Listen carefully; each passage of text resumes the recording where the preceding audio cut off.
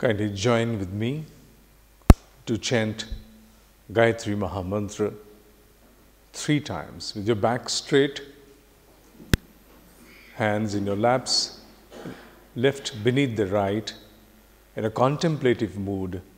Let's start Gayatri Mahamantra. Om Bhurabhuvah Swaha Tatsaviturvarenyam Bhargo Devasya Dhimahi Dhiyo Yo Nah Prachodayat. We further today our journey upon the first chapter of Srimad Bhagavad Gita. Last time we concluded the discourse upon the 11th verse of the chapter number 1. Today it's a continuation from the 12th verse onwards till the 19th verse. It has been my endeavor to complete the first chapter in coming 2 sessions. Today we start from the verse number 12. In the verse number 12, now a new story begins. And in this story, at those times, in the ancient times, were utilized in order to motivate, mobilize the forces.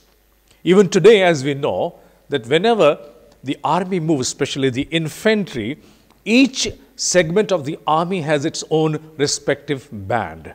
And they play their own respective tunes, and not only that the band helps them to maintain their decor and synchronicity, but at the same time, the band also instills into them a element of courage. It's an inspiratory mode. Similarly, likewise, in those ancient times, when the army used to make a move, just minutes before it would charge upon the enemy camp, they shall blow their horns of various kinds, horns, drums, etc. And from 12th till 19th, we shall embark upon the various kinds of conch shells, cow horns, and cattle drums. And they all contain a beautiful, subtler meaning behind them. What is it? Let us understand. In the verse number 12, Bhishma Pitama, the grandsire of the Kauravas and the Pandavas as well, in order to encourage Duryodhana, he triggers his own conch shell, which has been named as Singnad, the roar of a lion. In a roar of a lion, he triggers his own conch shell. When I say trigger, it would obviously mean he would blow his conch shell.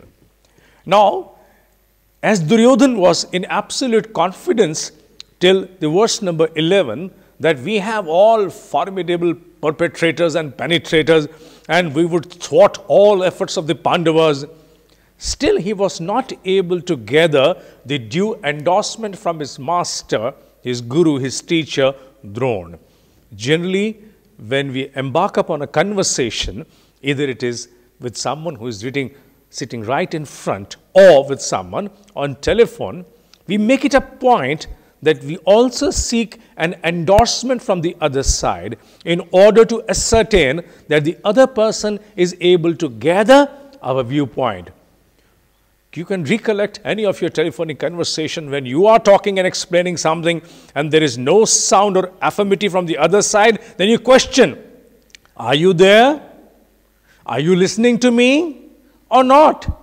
And the other person shall respond, yeah, I'm very much there. I've given all in me to you. I'm listening you. Oh, you're listening me. I thought you were not because I could not have your affirmation. You did not affirm to what I said. No, I was listening to you.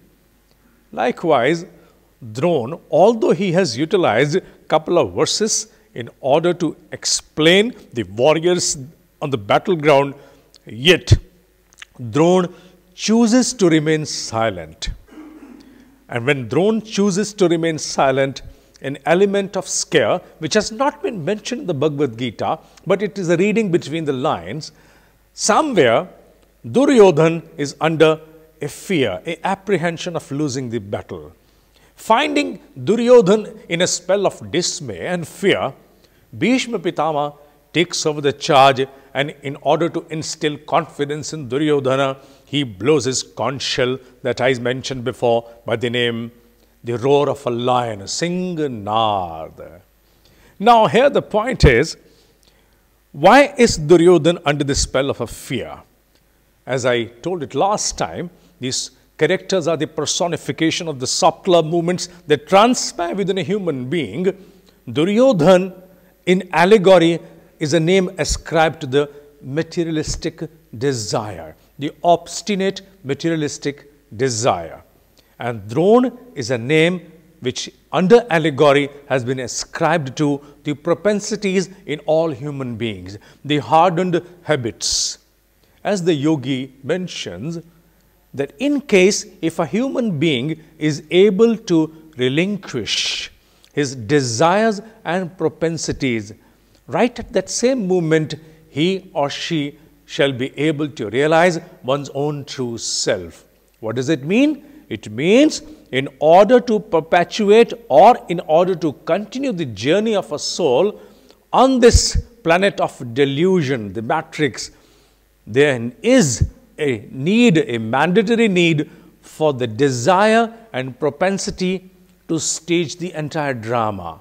The moment the desire and propensities cease to exist, immediately the curtain shall fall and there shall be a realization deep within.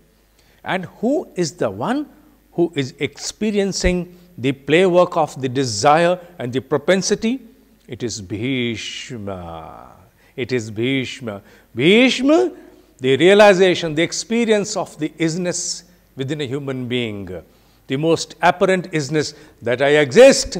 This is my mind, this is my intellect, this is my memory, this is my imagination, this is my body, this is me.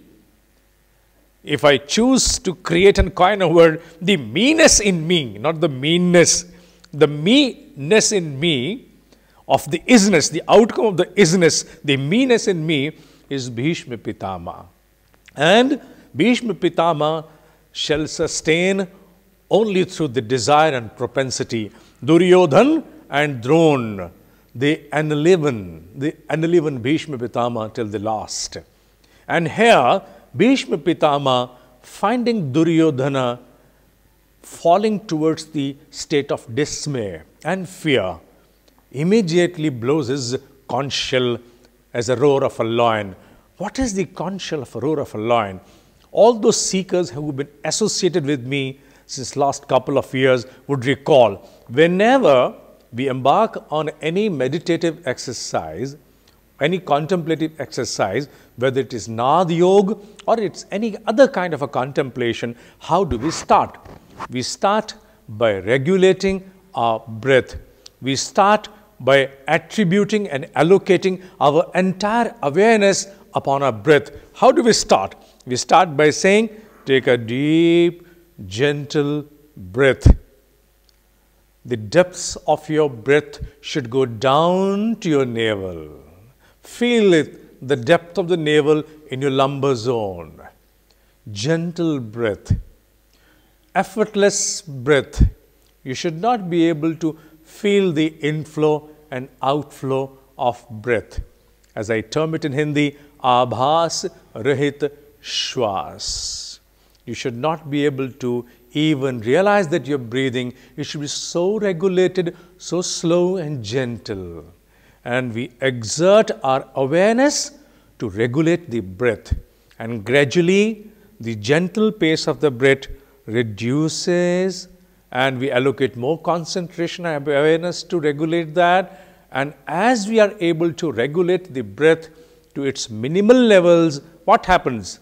The body comes to a level of absolute stationary, and a calm dawns at the mental plane that we call as Shanti, the calm, and the stillness of the body, Sthirata, the calmness and stillness that dawn upon the mind and the body. How? Because we were able to instill regulation upon the inflow and the outflow of the breath. And recall the moments when you were absolutely perturbed. You were in a state of aggression. There was a tumultuous state of mind. How was your breath moving at that moment of time? It was not in consonance with my last words. What happens when aggression is there? You have a roar in the breath. Your breath is becoming lost. It is intermittent. It's not in continuity. It is distorted. There is no harmony. So what does it mean? That when an unpleasant situation is experienced by the mind, the breath shall lose its harmony, its balance, its calm. It shall become distorted. And the same is done by Bhim.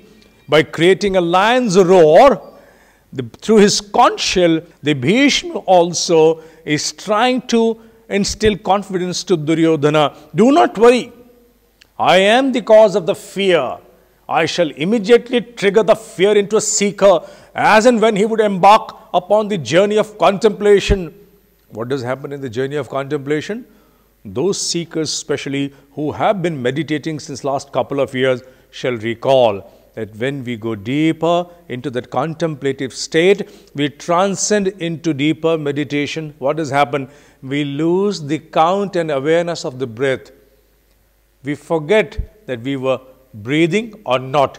And then all of a sudden, there is a streak of light within and we feel, oh, am I breathing or not?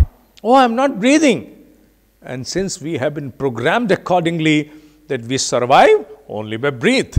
If there is no breath, there is no life. Then we immediately, out of a state of disturb, we come out and start breathing.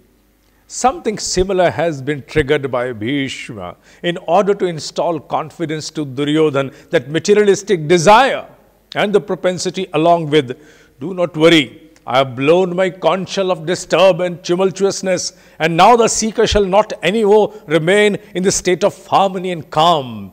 Look, he is disturbed. And in observation to Bhishma blowing his conch shell, immediately all other miscreants of the Kuru army, they start roaring in a thunderous voice. And the voice is so thunderous, it is so frightening that the entire environment becomes scintillated with their uproar. And there are so many different kinds of frightening, scary sounds being produced. In the verse number 12 and 13, in 12, the Bhishma, that experience and the knowledge of meanness, isness, blows the conch shell. In verse number 13, in response to the Bhishma, his entire fraternity of the Kauravas, the miscreants, the demonic ones, they come forward and they assert their own presence, their own participation in that war and blow their own respective conch shells, which creates a very scary environment. This is how it is mentioned. Now, who are all miscreants?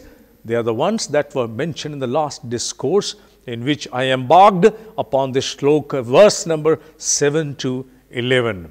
In case if you want to recall, you will have to visit and see that recording so that you can understand who all were those miscreants or the faction of the demonic factor. Now, the technology of consciousness unfolds in an excellent manner from verse number 14, 15 and 16.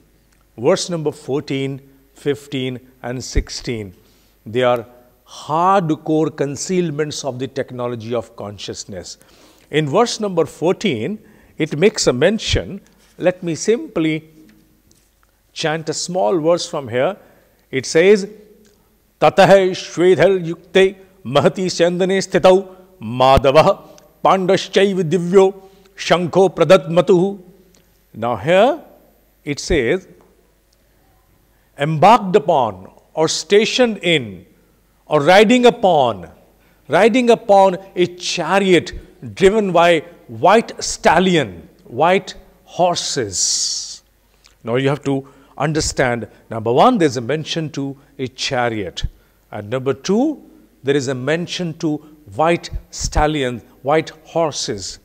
Who are seated there? In the chariot seated are Madhava, Krishna, and Arjuna. And it also makes a mention that they blow their divine conch shells. Now here, before I undergo the technology part of the consciousness, let me make a philosophical mention based upon the story as it goes. Now, who is reporting this story? This story is being reported. I mean, the events on the battlefield are being reported by a character by the name Sanjaya. To whom? To the blind emperor whom we know as Dhritarashtra. Now, Sanjay is a facility which has been provided to Dhritarashtra. That means that Sanjay is one of the courtiers working for him in service to the master, that is Dhritarashtra. Whereas, the way Sanjay is now explaining his master about the ongoing events on the battlefield is something which colors the insight of the Sanjay. Why? When it came to deliberate or explain the conch shells of the Kauravas, he mentioned it that it was very scary one, tumultuous one. Whereas now, when he makes a mention to Madhav and Arjuna blowing their respective conch shell, he chooses a word which is divine. What does it mean? It means that Sanjay somewhere is colored. Although he is at a service to the master of the blind emperor, but though he is colored somewhere and he chooses to make a mention of divinity associated with the Madhava. Now, there are a couple of things that need to be understood. What are those? Number one is the chariot. Number two is the white stallion. And number three is, why do we attribute different names to the same character, Krishna? Why don't we term him Krishna at all places? Why do we choose each time to ascribe him with a different name? Here the name has been given Madhava. Now it is about the unfolding of the technology of consciousness. Madhava is a composition of two words, Ma plus Dhava. Ma means the nature, the primordial nature. Dhava means one in the social aspect. Dhava means the master, the husband of the nature. Who can proclaim to be the master or the husband of the nature? One who has created nature. Madhava, Prakriti, as we term them in Hindi as Prakriti Pati. Prakriti Pati is Madhava. Why has the author specifically chosen to ascribe Krishna with the name Madhava over here? Now, this has to be deeply understood. Before that, let me make a mention of the chariot first. They both are seated in a chariot. Both. Who is the Arjuna? Arjuna is any seeker, any seeker who embarks upon this spiritual pursuit is Arjuna. You are the Arjuna. I am the Arjuna. We all that embark upon spiritual pursuit are Arjuna of all times. And who are seated in the chariot? Arjuna and Keshav. The chariot is the pursuit of spiritual exercise, the pursuit towards spiritual objective. The chariot is this particular laboratory wherein all exercise of spiritual pursuit shall be conducted. This is the chariot. And this chariot are seated Madhava and the seeker Arjuna. Why are both seated? Because this is the norm, this is the principle, this is the law of the nature, that whenever a seeker installs himself towards the pursuit of spiritual exercise with all immediacy, the Madhava also enjoins and contributes its own share. It is like a divine provident fund. What is the norm of a provident fund? The employer and the employee both contribute. The amount contributed by employee is then enforced, is also complemented with an equal amount by the employer. So employer and employee both constitute a provident fund. And this is a divine provident fund. Any spiritual exercise is a divine provident fund, where Arjuna and Madhava both have to enjoin the efforts. The Arjuna, the seeker, start with the quest-born exercise, and Madhava, the master of the nature, he from above and showers his bliss upon the seeker, and the efforts of the both take the seeker in furtherance to his spiritual pursuit. So, what are the white horses? Why did he mention that color of the horse?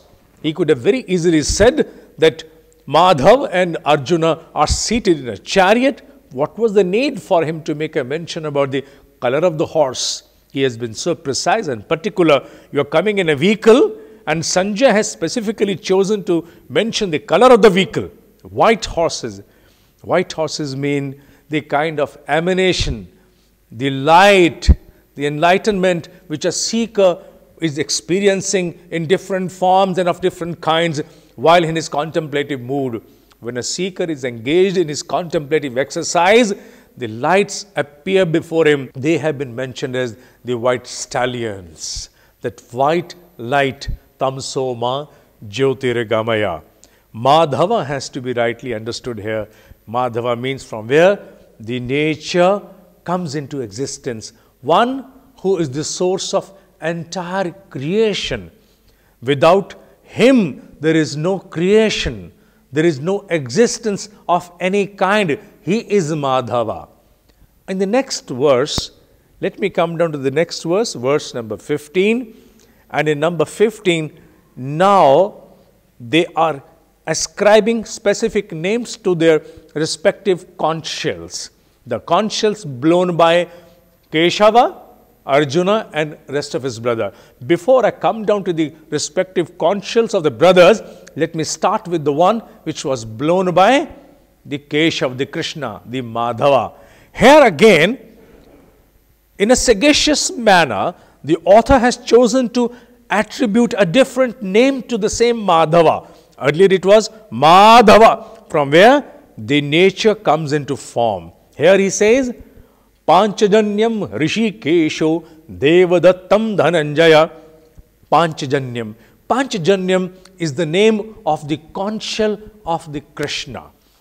But here, Krishna has not been named as Krishna. He has been named as Rishikesh.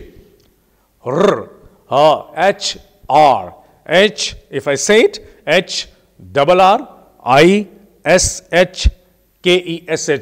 As we have a town of great eminence and pilgrimage, Rishikesh. Rishikesh is a name derived from the same word Rishikesh. Since the pronunciation of the Rishikesh is bit complex, therefore a simple version of the pronunciation is Rishikesh. Now Rishikesh again is a composition of two important words, namely Rishik, R-I-S-H-I-K, Rishik, plus Ish, E-S-H. Rishik plus Ish is equal to Rishikesh. What does Rishik mean? Rishik means our sensory organs.